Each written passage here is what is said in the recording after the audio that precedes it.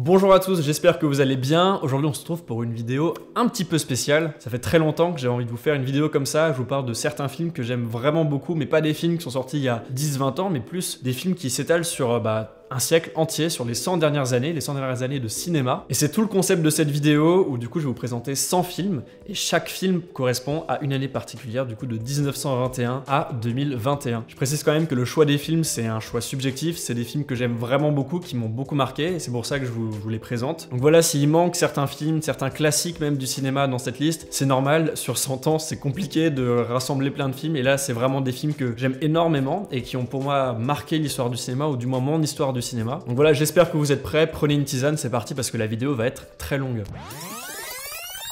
C'est parti avec l'année 1921, c'est Le Kid de Charlie Chaplin, un classique du cinéma muet, un film qui m'a beaucoup touché, qui parle d'un vitrier qui recueille un jeune garçon, et c'est une histoire qui est très touchante, elle est très très belle. 1922, Nosferatu le vampire de Friedrich Wilhelm Murnau, un classique du cinéma d'horreur, un film qui a énormément influencé visuellement le cinéma d'horreur d'aujourd'hui, il m'a fait beaucoup flipper alors que c'est un très vieux film qui est évidemment inspiré de Dracula. 1923, Monte là-dessus de Fred Neumayer avec Harold Lloyd, qui était à l'époque avec Charlie Chaplin et Buster Keaton, un des princes de ce cinéma de gestuel qui est assez drôle à regarder même encore aujourd'hui. C'est l'histoire de ce mec qui a un petit job de vendeur et qui un jour décide d'impressionner son patron. Et voilà, ça va se terminer dans des trucs assez rigolos. 1924, encore un film de Murnau, c'est Le Dernier des Hommes, un film qui était très touchant. Ça parle d'un vieux portier d'un grand hôtel qui un jour est beaucoup trop vieux en fait pour porter ses valises. Enfin, c'est ce que ses patrons pensent de lui. Et du coup, lui, il est pas trop content de ça et il va essayer de trouver un moyen de refaire sa passion qui est justement d'ouvrir la porte de cette hôtel. 1925, Le Cuirassé de Potemkin de Sergei Eisenstein, un film très important dans l'histoire du cinéma qui parle de la révolution russe de 1905. 1926, premier film d'animation de cette liste, Les Aventures du Prince Ahmed, fait par la grande réalisatrice Lotte Reiniger. Et la grande particularité de ce film, et ce qui fait que je l'aime beaucoup, c'est que c'est fait avec des espèces de papier découpé.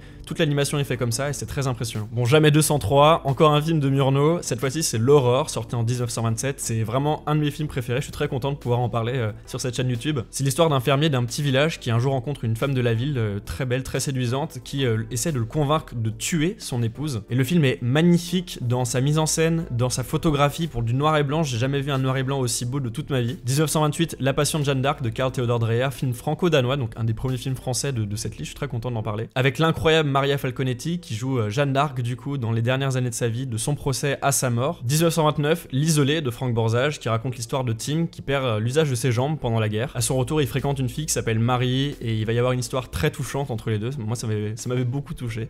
Une très belle histoire. 1930, L'Âge d'or de Luis Buñuel. C'est un film surréaliste coécrit avec Salvador Dali qui parle de deux amants qui veulent absolument se retrouver, mais le monde entier est contre eux. 1931, M le maudit de Fritz Lang, un film que j'ai même pas besoin de présenter. C'est un classique du cinéma, un film pionnier. Un film qui avait énormément marqué à l'époque, de par ses choix de mise en scène, même par son histoire qui est assez troublante comme le film d'avant. 1932, Les Chasses du comte Zaroff de Ernest Schoedsack et Irving Pichel. Film qui parle d'un homme très riche qui vit sur une île déserte et qui décide de tuer tous les hommes qui décident de s'échouer sur son île. 1933, Serenade à 3 de Ernst Lubitsch avec Friedrich March, Gary Cooper et Miriam Hopkins. Ça parle de deux meilleurs potes, un auteur dramatique et un peintre qui tombent amoureux de la même femme et du coup il va y avoir cette espèce de triangle amoureux, cette compétition entre les deux meilleurs amis et cette fille dont ils sont follement amoureux. Tu peux le regarder aujourd'hui, t'as l'impression que ce film est sorti il y a 2 semaines tellement il est bien écrit, tellement la mise en scène est forte, tellement les personnages sont impressionnants. Vraiment foncez le voir. 1934, La Talente de Jean Vigo, lui c'est un classique du cinéma français, je suis très content d'en parler. D'ailleurs je crois que c'est le premier film français de cette liste. Ça parle de Juliette qui décide de fuir la monotonie de sa vie et du coup d'épouser un marinier. Ils vont vivre alors à bord d'une péniche. Mais tout va pas vraiment se passer comme prévu, vous le verrez. 1935, Le Bonheur d'Alexandre Medvekin. Lui c'est un film assez drôle, une espèce de comédie muette qui parle d'un paysan qui veut absolument le bonheur et ça va être très très drôle. Il y a beaucoup de morale dans ce film que j'avais beaucoup aimé. 1936, Le Roman d'un tricheur de Sacha Guitry. Film qui parle de ce jeune garçon qui à l'âge de 12 ans se retrouve seul survivant de sa famille qui se retrouve totalement empoisonné. Il a maintenant un seul objectif dans la vie, devenir très riche, même en étant malhonnête parfois. 1937, on continue avec un classique du cinéma, La Grande Illusion de Jean Renoir avec l'incroyable Jean Gabin. L'histoire est plutôt cool, ça se déroule pendant la Première Guerre mondiale où 2 soldats français sont enfermés dans des prisons, puis à un moment dans une forteresse impénétrable. Et il y a une anecdote que j'aime beaucoup, c'est que cette forteresse, c'est le Haut-Königsbourg en Alsace et c'est vraiment à 10 minutes de chez moi. Donc c'est plutôt cool de pouvoir visiter des décors de classiques quand ils sont juste à côté de chez toi, quoi.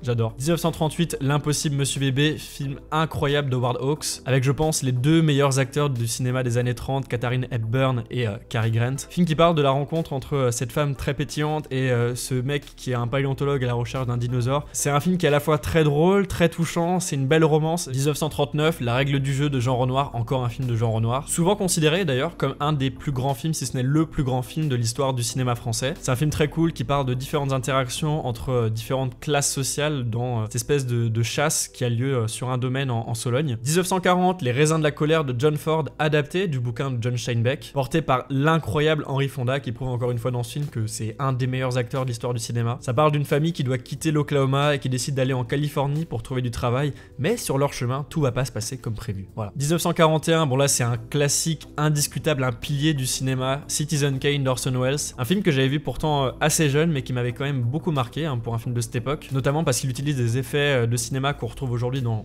quasiment tous les films, comme les flashbacks ou les voix off. 1942, encore un classique de l'histoire du cinéma, Casablanca de Michael Curtis avec Humphrey Bogart et Ingrid Bergman. Film que j'ai même pas besoin de présenter parce qu'il a été tellement de fois référencé, tellement de fois réutilisé. L'histoire, elle est connue de tous. Ça fait vraiment partie de ces grands piliers de cinéma qu'on peut voir, revoir sans s'enlacer. Il est incroyable ce film. 1943, Le Corbeau d'Henri-Georges Clouzot. Ça parle d'une lettre anonyme qui arrive dans un village et qui sème un peu la pagaille parce que le docteur du village est justement accusé de plusieurs choses. 1944, Laura d'Otto Preminger. C'est un film vraiment très cool qui parle d'un lieutenant qui enquête sur un meurtre et petit à petit il tombe amoureux de la personne qui est morte, du coup, enfin pas du corps mais de ce que les gens disent de cette personne. Il va y avoir des petits rebondissements, des petits trucs qui sont plutôt cool. 1945, Brève rencontre de David Lean. Alors là par contre c'est vraiment un de mes films préférés, j'en avais pas parlé dans mon top 10. J'ai vraiment envie que vous découvriez ce film en sachant rien du tout parce que c'est comme ça que j'ai découvert et j'étais tellement surpris, c'était une des plus belles découvertes que j'ai fait ces dernières années. 1946, La vie est belle de Frank Capra, un film indispensable que vous avez peut-être déjà vu, peut-être vous l'avez pas vu, peut-être vous l'avez vu. C'est porté par un de mes acteurs préférés qui est James Stewart et ça raconte l'histoire de son personnage un petit peu déprimé le soir de Noël qui va vouloir faire quelque chose de vraiment pas très bien. 1947, Quai des Orfèvres de Henri-Georges Clouzot, encore un film de Clouzot, évidemment, c'était sûr. J'ai pas envie de vous raconter un petit synopsis pour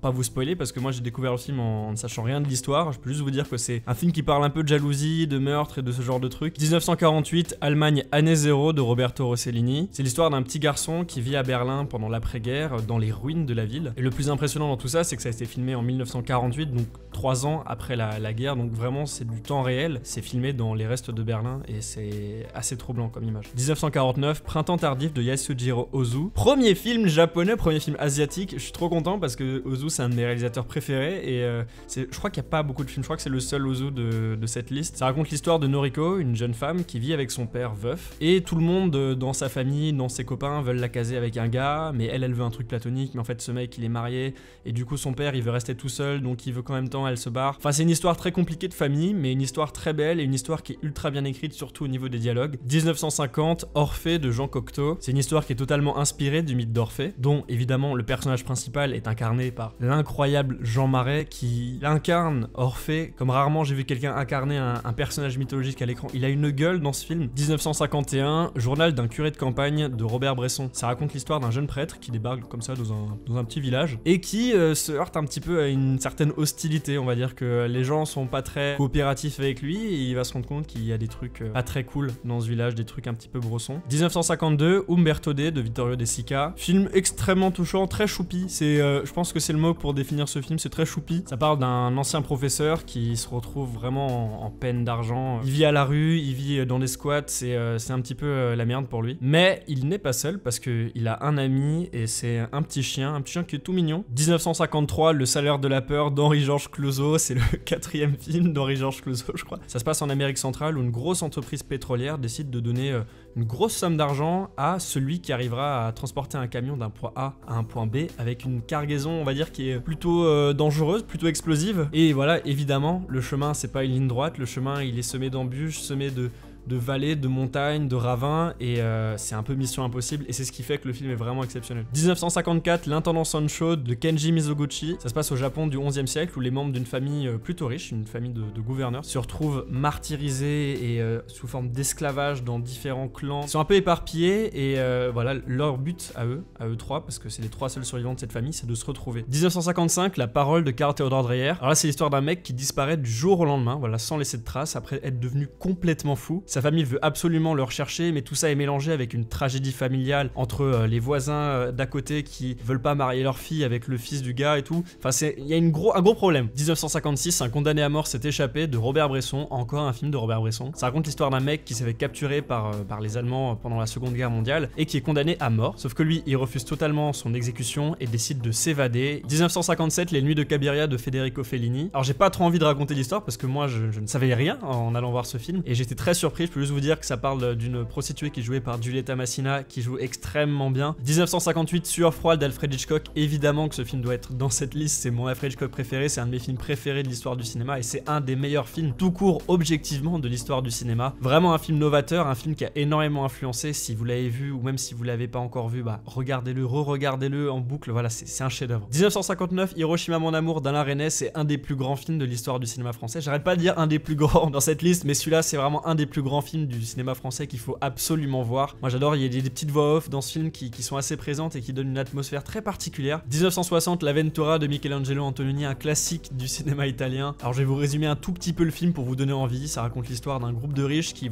fait une petite croisière en Méditerranée. Un jour ils font une escale sur une île et une des passagères s'y perd et disparaît et du coup ils partent tous à sa recherche. 1961, Lola de Jacques Demy. Alors qu'on aime ou pas Jacques Demy, je vais vous dire que celui-là c'est mon préféré, donc si vous voulez commencer par un Jacques Demy, il faut voir celui-là, absolument, c'est un de ses meilleurs films. 1962, Jules et Jim de François Truffaut. Vous avez sûrement entendu parler de ce film. Est-ce que vous l'avez vu? Peut-être pas, peut-être que oui, faut le voir, faut le revoir. Une très belle histoire, une espèce de road movie qui est assez passionnant, assez touchant. 1963, 8,5 de Federico Fellini, c'est un film que j'aime énormément et pour une bonne raison, c'est que ça parle de cinéma, ça parle d'un réalisateur qui est en plein doute, un peu dépressif et on suit un petit peu son aventure dans un film qui est, je qualifierais de grand. 1964, Bande à part de Jean-Luc Godard avec des acteurs exceptionnels, Anna Karina, Sami Frey et Claude Brasseur dans le même film. Rien que pour ça, il faut le voir. 1965, Le bonheur d'Agnès Varda, c'est le premier film de ma réalisatrice préférée, Agnès Varda, et c'était d'ailleurs son premier film en couleur, si je dis pas de bêtises, donc rien que pour ça, c'est un film à voir comme toute la filmographie d'Agnès Varda qui est disponible sur Netflix. 1966, Un homme et une femme de Claude Lelouch, c'est un de mes films préférés, même si je le répète depuis le début de cette vidéo. De toute façon, tous les films que j'ai cités, c'est quasiment mes films préférés, mais celui-là, Jean-Louis Trintignant et Anouk Aimé qui portent ce film, et rien que pour ça, une belle histoire d'amour entre ces deux immenses acteurs de l'histoire du cinéma, il faut le voir. 1967, Voyage à deux de Stanley Donen, je vais vous pitcher vite fait le concept du film. C'est du coup l'histoire d'un couple découpé en 4 parties à 4 moments de leur histoire, et c'est porté par Audrey Hepburn et Albert Finney, deux immenses acteurs. 1968, Il était une fois dans l'Ouest de Sergio Leone, j'ai même pas besoin de présenter ce film, voilà, c'est un des westerns les plus connus, c'est un des meilleurs films de l'histoire du cinéma, il y a Henry Fonda, Charles Bronson, Coda Cardinal, tout est connu dans ce film, tout est culte. 1969, Manu Chemo d'Éric Rohmer, voilà, si vous suivez un peu cette chaîne, vous savez mon amour inconditionnel pour ce film, il est incroyable. En plus, il y a Jean-Louis Trintignant qui est mon acteur préféré, voilà, ça suffit à faire fondre un petit cœur comme le mien. 1970, Le conformiste de Bernardo Bertolucci, encore un film avec Jean-Louis Trintignant, 2 à la suite, c'est plutôt cool. C'est un film qui m'a énormément marqué par ses choix de mise en scène qui sont bluffants. Vraiment, si vous aimez les plans travaillés, c'est le film qu'il faut voir. 1971, Les deux Anglaises et le continent de François Truffaut, une histoire passionnante avec Jean-Pierre Léaud qui tombe amoureux d'une fille puis d'une autre qui sont en fait sœurs, et voilà, ça va créer des embrouilles, des machins, c'est une très belle histoire. 1972, Cris et chuchotements d'Ingmar Bergman, c'est le premier film d'Ingmar Bergman, je crois le seul d'Ingmar Bergman, j'ai répété trop de fois Ingmar Bergman, c'est très compliqué à dire. Voilà, ce film est vraiment cool comme toute la filmographie de ce réalisateur. 1973, La maman et la putain de Jean Eustache, ça raconte encore une fois une histoire d'amour avec Jean-Pierre Léaud qui est amoureux de deux meufs et en fait il y a un moment il est amoureux d'une autre, puis à un moment il est amoureux d'une autre, voilà. C'est très beau, c'est un super film, une très belle histoire et puis il dure 3h35 donc faut s'accrocher mais ça vaut le coup. 1974, Alice dans les villes de Wim Wenders, c'est une très belle histoire entre un homme et une toute petite fille qui a perdu sa maman. L'homme va du coup l'aider à retrouver sa mère qui est en Allemagne alors qu'ils sont à New York, voilà, c'est compliqué. 1975, Le miroir d'André Tarkovsky, ça m'étonne même que ce soit le premier Tarkovsky de ce classement. C'est un film magnifique, il est très beau, en plus il y a une version 4K qui vient de sortir. Voilà, c'est le moment ou jamais pour le voir. 1976, Taxi Driver de Martin Scorsese, vous le connaissez forcément, c'est un grand film de l'histoire du cinéma. On suit l'histoire de Travis Bickle joué par Robert De Niro qui est un taxi new-yorkais dans le New York post-guerre du Vietnam, donc avec une ambiance très particulière et c'est ce qui fait que ce film marche beaucoup. 1977, Cet obscur objet du désir de Louise Buñuel, encore un film de Buñuel, cette fois-ci avec un film assez particulier, c'est une espèce de comédie-romance qui a des penchants vers le cinéma fantastique un petit peu par moment, je trouve. 1978, Les moissons du ciel de Terrence Malick, le premier film de Terrence Malick, yes, enfin. Alors je dis dans cette vidéo, c'est ma photographie préférée de l'histoire du cinéma, elle est faite par Nestor Almendros et elle est très particulière parce qu'ils ont décidé de tourner principalement lors des couchers de soleil, ce qui a coûté extrêmement cher à la production. 1979, Buffet froid de Bertrand Blier avec Gérard Depardieu, c'est une espèce de comédie policier un peu surréaliste qui est très cool, surtout au niveau des décors, on a une espèce d'environnement dystopique qui est très intéressant. 1980, Le dernier métro de François Truffaut, classique du cinéma français, hein, avec Catherine Deneuve et Gérard Depardieu, deux monuments de l'histoire du cinéma. On suit l'histoire d'une troupe de théâtre pendant l'occupation allemande dont l'une des actrices doit cacher son mari qui est juif. 1981, Le bateau de Wolfgang Petersen, un très grand film allemand, un film assez claustrophobe où on est pendant plus de 2h30 dans un sous-marin allemand pendant la Seconde Guerre mondiale. On vit un petit peu le quotidien de ses passagers. C'est assez pesant comme atmosphère, surtout si vous êtes claustro comme moi. 1982, Fitzcarraldo de Werner Herzog. Je vais vous pitcher le film très rapidement. Ça parle du coup de cet homme qui veut absolument construire un opéra au milieu de la jungle amazonienne, donc un rêve complètement fou. Je vous laisse découvrir le film pour savoir s'il y arrive ou pas. 1983, Nostalgia d'André Tarkovsky, c'est un de mes films préférés,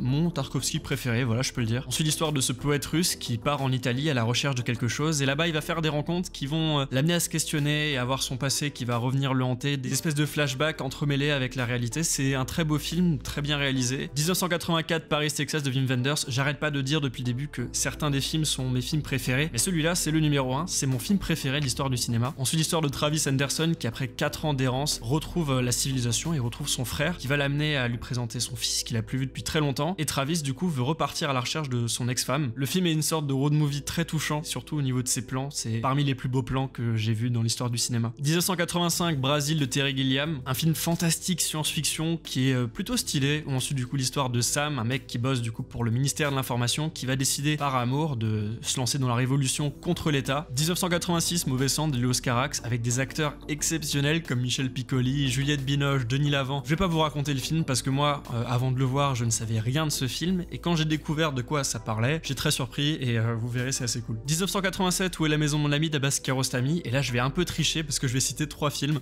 qui font partie de la trilogie de Cocker, avec Où est la maison de mon ami et La vie continue et À travers les oliviers. On suit des petites histoires dans un petit village au fin fond de l'Iran. Il se passe plein de trucs, des fois c'est autour du cinéma parce qu'il y a un réalisateur qui vient, des fois on suit ce petit garçon du coup dans Où est la maison de mon ami qui parcourt les différents villages à la rencontre de personnes. 1988, Akira de Katsuhiro Otomo, je le dis, c'est mon film d'animation préféré. Voilà. On suit l'histoire de Tetsuo, un adolescent qui vit dans le Tokyo du futur, qui est victime d'une expérience qui mène à modifier ses capacités psychiques. Et en parallèle, on suit sa bande d'amis, un gang de motards qui va décider de le sauver et ainsi sauver le monde. C'est un film magnifique dans ses ambiances de lumière et de musique. 1989, Do the Right Thing de Spike Lee. On suit l'histoire de ce petit quartier à Brooklyn qui subit beaucoup de tensions, notamment des tensions raciales. Un film qui est très beau parce qu'on parle de ce petit quartier, mais en même temps c'est toute la population américaine qui est représentée. 1990, L'éveil de Penny Marshall. C'est l'histoire d'un jeune chercheur qui se voit confier un groupe de malades atteints d'une maladie assez particulière dont personne ne sait vraiment d'où est l'origine. Il va du coup les étudier et les aider afin de trouver un remède, et c'est un film qui est très touchant, très beau, j'ai beaucoup pleuré devant ce film. 1991, Jacques Audenant d'Agnès Varda, c'est mon Agnès Varda préféré. C'est une biographie de Jacques Demy, qui était du coup le mari d'Agnès Varda. On y apprend avec ce film comment est née sa passion du cinéma, comment est-ce qu'il a fait ses tout premiers films avec des petites marionnettes, et tout ça est mis en parallèle avec des scènes de ses propres films où du coup on essaie de comprendre les références qu'il a influencées. C'est très intéressant déjà quand t'aimes le cinéma en général, mais aussi quand t'aimes Jacques Demy, parce que t'apprends tellement de choses sur lui. 1992, Les rebelles du dieu néon de Tsai Ming-liang. On suit l'histoire d'un jeune garçon qui se balade dans les rues de Taipei. Un jour il y a un mec qui casse le rétroviseur de sa voiture, et bah du coup notre personnage principal va décider de le poursuivre, ce gars. Il va le poursuivre à un tel point que ça va devenir une fascination, et ça va être très étrange comme histoire. Tout le film c'est du coup cette espèce de filature, course-poursuite dans les rues de Taipei, c'est assez intéressant. 1993, Sonatine de Takeshi Kitano. Alors perso j'adore Takeshi Kitano en tant qu'acteur, en tant que réalisateur, je trouve qu'il apporte une espèce de sensibilité dans ses films pour les gangsters japonais, et celui-là en est la preuve vu qu'on suit l'histoire d'un chef yakuza qui va venir en aide à un autre clan, et il va y avoir une espèce d'histoire assez drôle par moment, et aussi très dramatique que je trouve tout particulièrement belle. 1994, Trois couleurs rouges de Christophe Kieslowski. Alors là je vais encore tricher, je vais citer 3 films vu que c'est une trilogie, 3 couleurs, il y a bleu, blanc et rouge. Chaque film a une histoire originale qui est pas forcément liée mais un petit peu à l'autre, et du coup dans le film que je vous ai cité, Trois couleurs rouges, on suit l'histoire d'une jeune fille qui s'appelle Valentine qui un jour écrase un chien. Le problème c'est que ça va complètement la hanter vu qu'elle va apprendre que le chien est un juge. 1995, Les anges déchus de Wong Kar-wai. Dans ce film on suit l'histoire d'un tueur à gages qui commence à regretter de s'être associé à une femme. Au-delà de l'histoire qui est superbe, le film est surtout connu pour l'utilisation abusive, on va dire, de grand angle. Ça donne une image un peu déformée qui je trouve magnifique. 1996, Fargo des frères Cohen. Vous connaissez forcément ce film, c'est un classique des années 90. C'est une histoire policière d'enlèvement assez délirante qui fonctionne toujours aussi bien aujourd'hui. 1997, Le goût de la cerise d'Abbas Kiarostami. C'est l'histoire d'un homme d'une cinquantaine d'années qui est à la recherche de quelqu'un qui aurait besoin d'argent pour effectuer une mission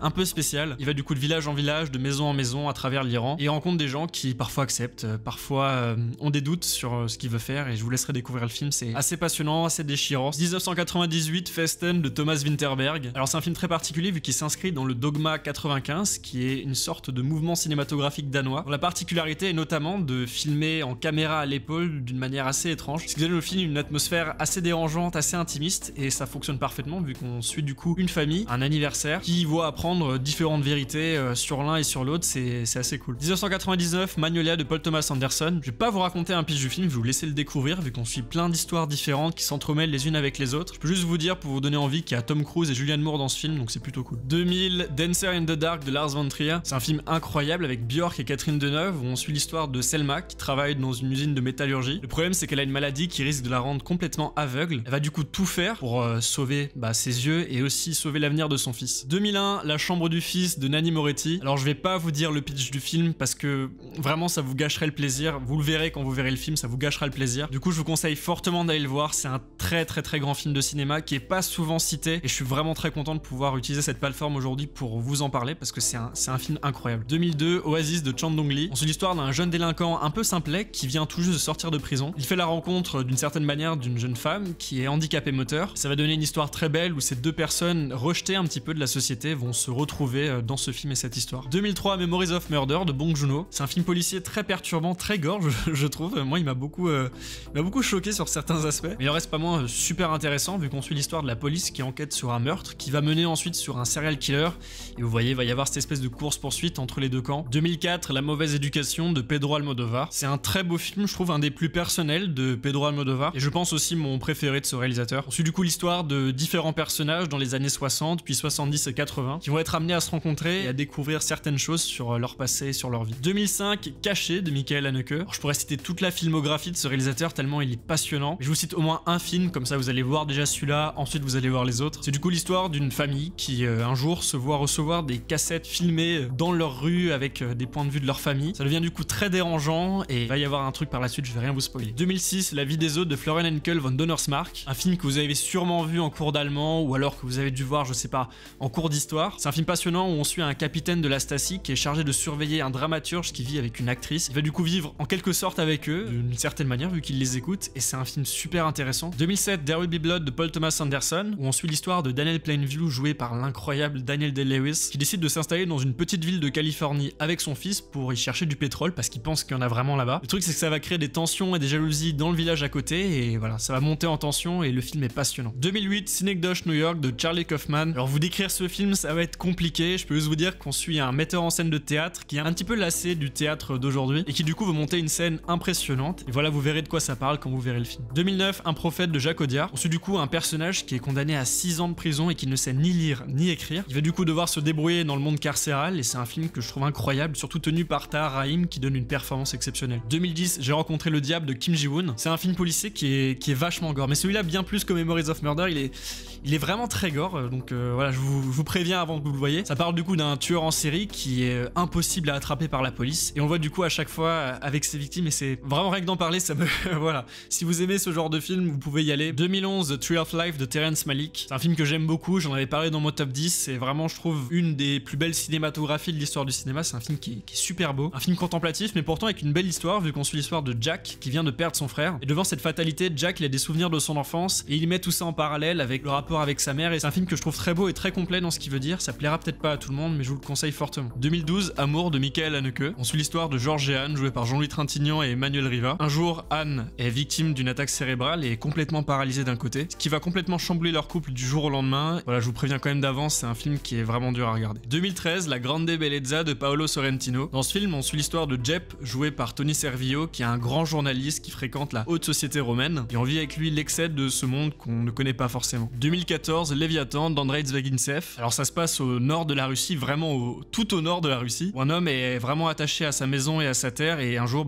le maire du village va lui dire, mec, je vais prendre ta maison, en fait, comme ça, du jour au lendemain. Le gars va pas se laisser faire, il va tout faire pour garder sa maison et sa famille auprès de lui. 2015, The Witch de Robert Eggers. Ça se passe en 1630, en Nouvelle-Angleterre, du coup, sur le continent américain, où on suit une famille qui se voit perdre soudainement toute leur récolte. Ils vont du coup se poser plein de questions en rapport avec le folklore qui entoure le village, notamment avec des histoires de sorcières, de possessions, et tout le film tourne là-dessus, et il y a une esthétique tellement particulière qui fait un petit peu flipper, vraiment, il faut s'accrocher par moment, mais vraiment, c'est magnifique. 2016, Elle de Paul Verhoeven. Ça raconte l'histoire de cette femme qui est jouée par Isabelle Huppert, qui un jour se fait agresser chez elle par un inconnu. Elle va du coup tout faire pour traquer son agresseur et le retrouver absolument. C'est un film vraiment incroyable avec, je pense, une de mes performances préférées de l'histoire du cinéma dans son ensemble. Isabelle Huppert dans ce film est exceptionnelle. 2017, Seul sur la plage de la nuit de Hong Sang-soo. Ça raconte l'histoire de Yoon-gi, qui est jouée par une de mes actrices préférées, qui est Kim Min-hee, qui a tout laissé derrière elle, son travail, ses amis, son histoire d'amour passée avec un homme marié. Et voilà, il m'a foutu une sacrée claque. Et comme très souvent dans le cinéma de Hong Sang-soo, ça parle de cinéma, ça parle de réalisateurs, d'acteurs, d'écrivains. Du coup, forcément, moi j'adore ça, donc c'est très facile de s'y reconnaître. 2018, Burning de Chang Dong-li. Ah, ce film, je l'aime vraiment beaucoup, ce film. Ça raconte l'histoire de Jong-soo, un jeune coursier qui retrouve par hasard son ancienne voisine. Elle commence à le séduire tout de suite, puis d'un coup, elle part comme ça, du jour au lendemain, et le mec se retrouve seul. Il commence à se dire, mais qu'est-ce que j'ai fait de mal? Jusqu'à ce qu'elle revienne plusieurs semaines plus tard avec Ben, un gars fortuné et un peu mystérieux. Et voilà, je vous laisse découvrir ce film. C'était pour moi une des plus grosses claques de la dernière décennie. C'est un film très important qu'il faut voir absolument. 2019, Portrait de la jeune fille en feu de Céline Sciamma. Alors ce film, vous le connaissez forcément, il a réussi en très peu de temps à s'installer comme un nouveau classique du cinéma français, ou du moins du cinéma français récent. Et moi perso, c'est un film qui m'a beaucoup marqué. J'ai eu la chance de le voir au Festival de Cannes, l'année où il était du coup. Et toutes les ambiances d'images, de sons, chaque chose est vraiment très prenante.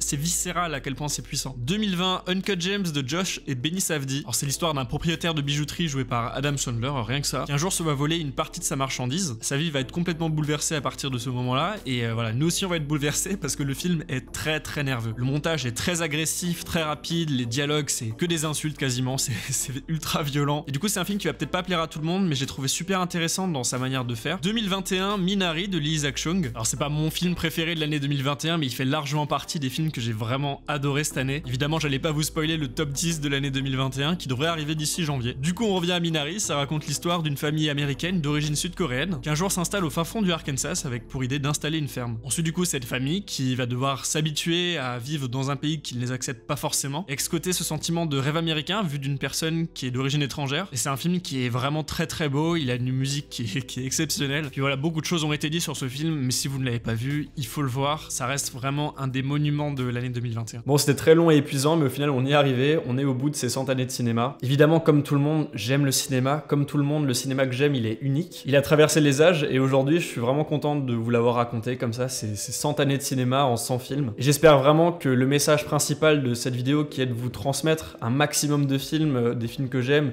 des films qui vont peut-être vous faire découvrir différents styles de cinéma, différentes époques de cinéma. J'espère que le but de cette vidéo vous a atteint et que après la vidéo, vous allez regarder plein de films, vous allez être un peu plus curieux sur différentes époques du cinéma, parce que le cinéma, c'est pas les 10-20 dernières années, c'est pas que les années 90, et le cinéma, ça démarre il y a plus de 100 ans quand même. Donc voilà, n'oubliez pas de vous abonner, on se retrouve bientôt pour de nouvelles aventures. Ciao!